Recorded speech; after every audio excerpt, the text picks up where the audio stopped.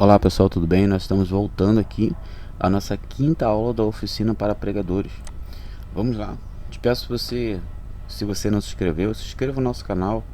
Esse é o meio de você estar recebendo as notificações novas, os novos vídeos que nós vamos gravar. Temos muitas coisas para gravar e essa é a maneira de você estar recebendo aí atualizações. Se inscreva no canal então.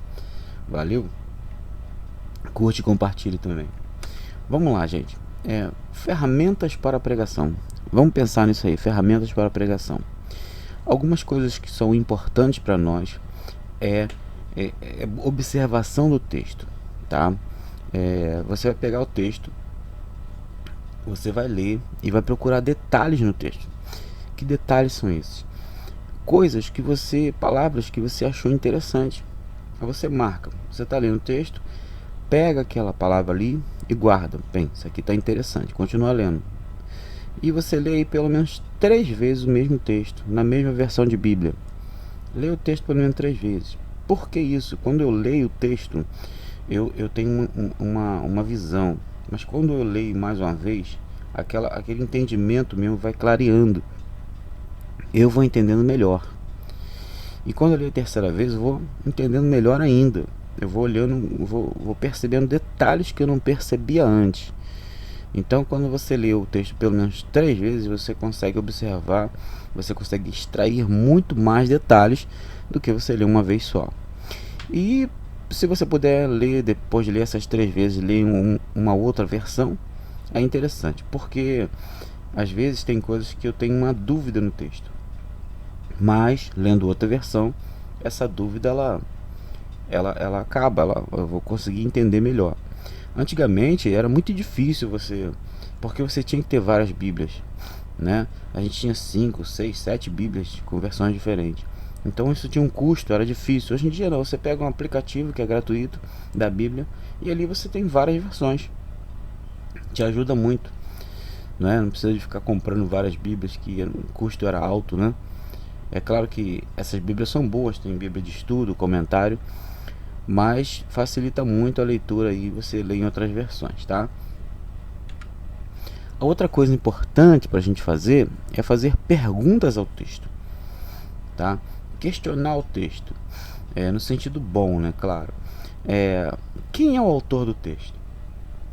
Você tem que saber quem está escrevendo o texto, né? O que está acontecendo naquele momento ali? Qual é o acontecimento? É a cura do cego? É a mulher do fluxo de sangue? É Deus falando com Moisés? Chamando ele? Qual é o que está acontecendo, né? Por que está acontecendo isso? Tem algum propósito? Era o cumprimento de uma promessa? Era alguma coisa que faz parte de um contexto histórico? O que está acontecendo ali naquele momento da história? Por que está acontecendo, aliás? O que o autor quis dizer com aquilo ali? Qual era o propósito?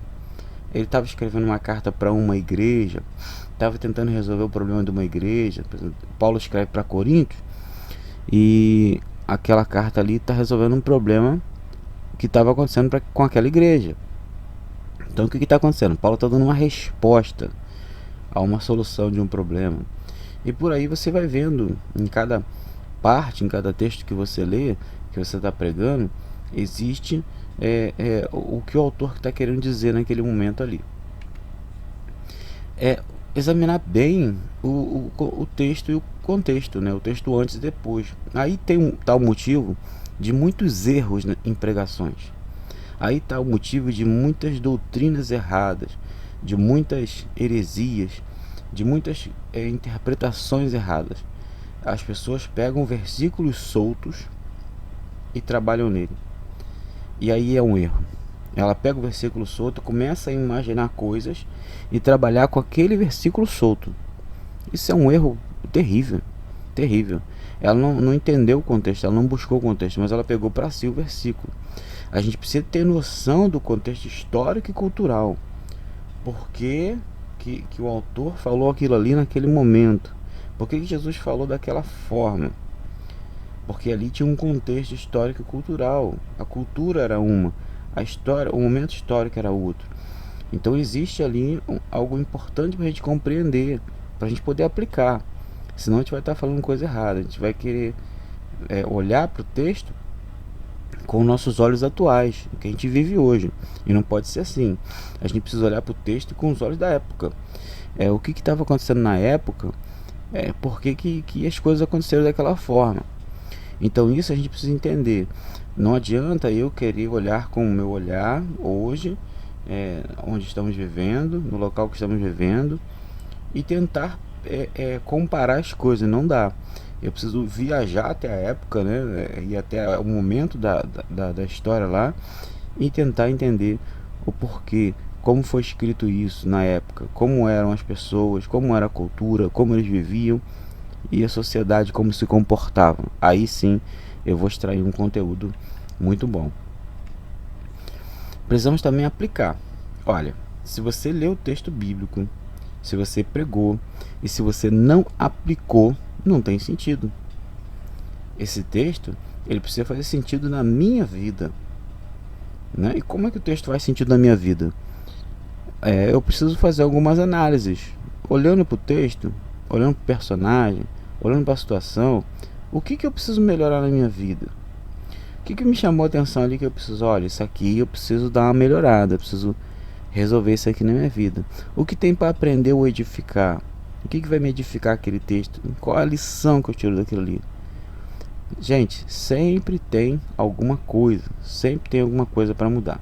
Então ficar atento nisso aí, tá? Ele precisa ter uma aplicação na minha vida. Toda vez que você lê a Bíblia, não só quando você vai pregar, mas se você lê a sua Bíblia, você tem que procurar ali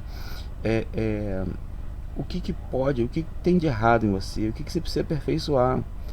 A Bíblia não é só para ser lida, mas ela é para fazer uma análise na nossa vida e aplicar. Ah, mas foi aconteceu na época. Mas espera aí, sempre tem um fato, sempre tem alguma coisa que vai olhar para mim, que eu vou olhar para mim mesmo e vou dizer, pô, isso aqui eu preciso melhorar, tá? Então, gente, não é simplesmente pregar, é se preparar, ser usado por Deus, é ser exemplo, é sempre ter a pregação primeiramente aplicada em nossa vida. Então o pregador, quando vai para o púlpito pregar, ele já aplicou aquilo na vida dele, ele já entendeu aquilo ali, ele já foi para o púlpito colocando as coisas na vida dele antes de levar para o povo. Se o pregador não compreendeu, se a pregação não serviu para ele também, então como é que ele vai aplicar isso, como é que ele vai colocar isso para o povo? É bem complexo, né? Então não é só chegar, ler um texto bíblico e pregar. A gente precisa se preparar bem para pregar, para que a palavra ela saia bem, e que as pessoas sintam a presença de Deus, que as pessoas sintam abraçadas por Deus, e que elas sintam condições ali de melhorar, condições de crescer. As pessoas precisam ver oportunidade na palavra para dizer, eu também posso melhorar, eu posso aplicar isso na minha vida. Tá bom, pessoal? Então é isso aí. Essa aí foi nossa aula. Nós vamos continuar. Deus abençoe tua vida. Uma boa semana para você.